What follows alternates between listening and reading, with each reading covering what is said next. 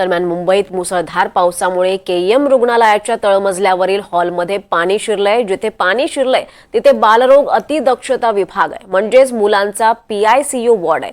पाणी शिरल्यानं रुग्णांसह नातेवाईकांचे देखील हाल झाले। आताची महत्त्वाची बातमी आपण पाहतोय। मुंबईत मुसळधार पाऊस कोसळतोय आणि त्यामुळे केईएम रुग्णालयाच्या तळमजल्यावरील हॉलमध्ये देखील पाणी शिरलंय।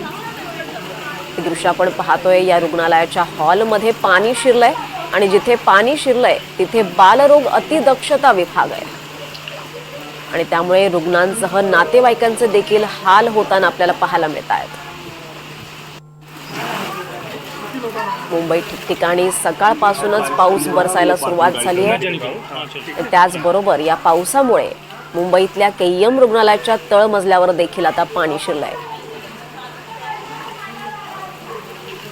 त्याचबरोबर या रुग्णांचे देखील हाल तर होतातच आहे, मात्र त्याचबरोबर त्यांच्या नातेवाईकांचे देखील हाल होताना पाहायला मिळत आहेत।